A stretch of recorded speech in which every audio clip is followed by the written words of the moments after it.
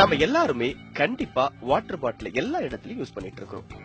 வீடு, office, train, bus இப்படி எந்த பக்கம் போனாலும் எல்லா இடத்துலயும் தண்ணி நமக்கு கண்டிப்பா தேவை.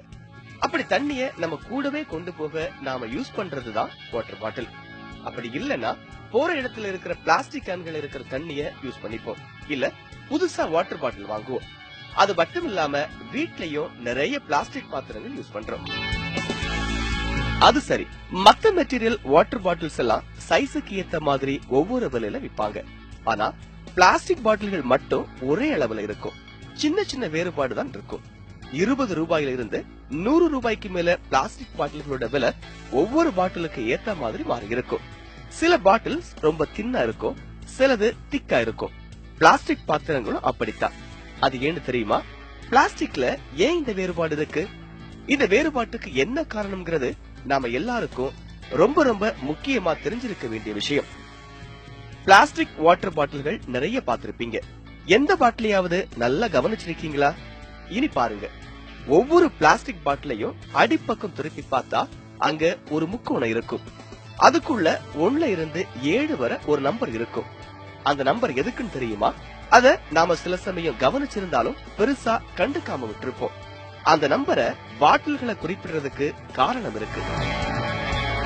பாட்டில்கள்ல குறிப்பிட்டிருக்க அந்த நம்பரை வச்சுதான் எந்த வகையான பிளாஸ்டிக் இது, என்ன மாதிரியான ரசாயனங்கள் இந்த பாட்டில்ல கலந்து செஞ்சிருக்காங்க, அதனோட ஆயுட்காலம் எவ்வளவு, அதை எப்ப மறுசுழற்சி பண்ணணும், அந்த பிளாஸ்டிக்கோட மட்டும் தன்மை எப்படி, அதோட பாதுகாப்பு தன்மை என்னன்னு எல்லா விவரத்தையும் தெரிஞ்சுக்க முடியும். பாட்டிலுக்கு அடியில இருக்கிற முக்கோணத்துல நம்பர் 1 அப்படின்னு இருக்கா? அப்படின்னா அந்த பாட்டில் பாலிஎத்திலீன் தெரப்தலேட் அப்படிங்கிற பாலித்தீன் மெட்டீரியலால செய்யப்பட்டிருக்குன்னு அர்த்தம். இந்த பாட்டில யூஸ் பண்ண உடனே நாம குப்பையில தூக்கி போட்டுறணும்.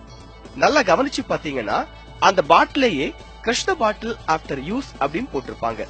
காரணம், இந்த பிளாஸ்டிக் மெட்டீரியல்ஸ் பாக்டீரியாஸ் தங்குறதுக்கும் அதுங்க வளர்றதுக்கும் ஏதுவான சூழலை உருவாக்கி தரக்கூடியது. அது மட்டும் இல்லாம எக்ஸ்பயர் டேட்டுக்கு அப்புறமா இந்த பிளாஸ்டிக் பாட்டில் தானாவே சிதைஞ்சு போகக்கூடியது. அதனால எக்ஸ்பயர் ஆன இந்த வாட்டர் பாட்டில நீங்க எதை குடிச்சாலும் அது கூடவே கண்டிப்பா அபாயகரமான இந்த பிளாஸ்டிக்கும் கலந்துதான் உங்க உடம்புக்குள்ள போகும். இந்த பாட்டில்கள் பெரும்பாலும் சோடா, தண்ணி, பீர், மவுத் வாஷ், மயோனஸ் இது மாதிரியான பொருட்களை பேக் பண்ண யூஸ் பண்றாங்க.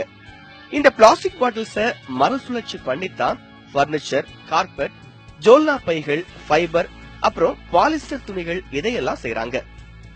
நம்பர் 2, பாட்டிலுக்கு அடியில இருக்கிற முக்கோணத்துல நம்பர் 2 அப்படின்னு இருக்கா? அப்படின்னா அந்த பாட்டில் ஹை டென்சிட்டி பாலிஎத்திலீன்ங்கிற மெட்டீரியலால செய்யப்பட்டிருக்கு. பாதுகாப்பானதுன்னு சொல்லப்படுற 3 பிளாஸ்டிக் மெட்டீரியல்ல இதுவும் ஒண்ணு. இந்த பாட்டில்ஸ்ல நம்பர் 1 மாதிரியான பிளாஸ்டிக் சிதைவு பிரச்சனை பெரும்பாலும் இல்ல. பால், ஜூஸ், ஷாம்பு, டிடர்ஜென்ட், வெண்ணெய் போன்ற பொருட்களுக்கு இந்த பாட்டில்களை யூஸ் பண்றாங்க. இந்த பாட்டில்களை மறுசுழற்சி செஞ்சு பேனா, ரீசைக்ளிங் கண்டெய்னர்ஸ், பெஞ்ச் எல்லாம் தயாரிக்கிறாங்க. நம்பர் 3, இந்த பிளாஸ்டிக் இருக்கிற பக்கம் தயவு செய்து போகாதீங்க. இந்த பிளாஸ்டிக்ஸ்ல பாலிவினைல் குளோரைட் அப்படிங்கிற பாலிமர் கெமிக்கல் கலந்திருக்கு. இந்த பிளாஸ்டிக் ரொம்ப நாள் நம்ம உடம்புல தங்கக்கூடியது. புற்றுநோய், அபார்ஷன் மட்டுமில்லாம பல்வேறு வகையில உடல்நலம் பாதிக்கிறதுக்கான காரணமாகவும் இந்த பிளாஸ்டிக் அமைகிறது. நம்ம சாப்பிடுற எக் ராப், சிக்கன் ராப் இது மாதிரியான ராப்ஸ், அப்புறம் பிளம்பிங் பைப்ஸ் இதுல எல்லாம் இந்த பிளாஸ்டிக் இருக்கு. இந்த பிளாஸ்டிக்ஸ ரீசைக்கிள் பண்ணித்தான் ஸ்பீட் பிரேக்கர், பில்டிங்ஸ்ல ஃப்ளோரிங் வேலை இதெல்லாம் செய்யறாங்க. நம்பர் 4, முக்கோணத்துல நம்பர் 4 அப்படின்னு இருந்தா அந்த பிளாஸ்டிக்க நம்ம ரீயூஸ் பண்ணலாம். LDPE அப்படிங்கிற லோ டென்சிட்டி பாலிஎத்திலீன் மூலமா இந்த பிளாஸ்டிக் உருவாக்கப்பட்டிருக்கு. இது மூலமா தான் நம்ம ஷாப்பிங் பண்றப்போ யூஸ் பண்ற பிளாஸ்டிக் கவர் எல்லாம் தயாரிக்கிறாங்க. இத பதப்படுத்தப்பட்ட உணவுப் பொருட்கள், பிரெட் இதையெல்லாம் பாக்கெட் பண்ற கவர்ஸ்ல யூஸ் பண்றாங்க. நம்பர் 5, பிளாஸ்டிக்லயே ரொம்ப பாதுகாப்பானது இதுதான். பாலிப்ரொபோலின் அப்படிங்கிற கெமிக்கல் மூலமா இதை தயாரிக்கிறாங்க. ஐஸ்கிரீம் கப்ஸ், ஸ்ட்ராஸ் அண்ட் மருந்து பாட்டில் இதெல்லாம் தயாரிக்க இந்த பிளாஸ்டிக்ஸ் உபயோகப்படுது. இந்த பிளாஸ்டிக்ஸ ரீசைக்கிள் பண்ணி குப்பை தொட்டி, சைக்கிள் பார்ட்ஸ், விளக்குமாறு இன்னும் சில பொருட்கள் எல்லாம் தயார் செய்யறாங்க. நம்பர் 6 and 7, முக்கோணத்துல நம்பர் 6 இருந்தா அது ரொம்பவே டேஞ்சரஸ். நம்பர் 7 இருந்தா அது பாய்சன். அதனால இது ரெண்டையும் நம்ம கண்டிப்பா அவாய்ட் பண்ணிடணும். இது என்னவோ பயமுறுத்துற மாதிரியே இருக்கலாம், ஆனா அதுதான் உண்மை.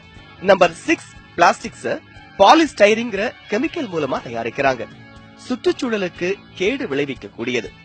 Plastic spoons, plastic forks, CD cases, disposable plates, cups, அப்புறம் அத்லெட்ஸ் யூஸ் பண்ற வாட்டர் பாட்டில்ஸ் இதெல்லாம் தயாரிக்க இந்த பிளாஸ்டிக் பயன்படுது. இத ரீசைக்கிள் பண்ணி ஏசி, ஃப்ரிட்ஜோட வெண்டிலேட்டர்ஸ், டிவி, கம்ப்யூட்டர் பொருட்கள் பேக் பண்றப்போ அடிபடாம இருக்கிறதுக்காக உபயோகப்படுத்துற ஃபோம்ஸ் இதெல்லாம் தயாரிக்கிறாங்க. அப்புறம் வயர்ஸ் மேல இருக்கிற இன்சுலேட்டிங் மெட்டீரியல்ஸையும் தயாரிக்கிறாங்க. நம்பர் 7, இந்த பிளாஸ்டிக் பாலிகார்பனேட் அப்புறம் பிஸ்பினால் ஏ அப்படிங்கிற 2 கெமிக்கலையும் கலந்து தயாரிக்கிறாங்க. இது தொடர்ந்து பயன்படுத்தினா குழந்தையின்மை மற்றும் புற்றுநோய் இது போன்ற நோய்கள் உண்டாக சான்ஸ் இருக்கு. இத பயன்படுத்தி sunglass, iPod case, computer case, nylon, bullet proof materials, அப்புறம் டெய்லி நாம யூஸ் பண்ற பெரிய தண்ணி கேன்கள் எல்லாம் தயாரிக்கிறாங்க. இத ரீசைக்கிள் பண்றது கிடையாது. அதிக நச்சுமிக்க கெமிக்கல்ஸ சூடு பண்ணி இந்த பிளாஸ்டிக்ஸ சிதைச்சிடுறாங்க. இது டப்பர்வேர் பொருட்களுக்கும் பொருந்தும். நிறைய பேர் டப்பர்வேர் ப்ராடக்ட்ஸ் சேஃப்னு சொல்றாங்க.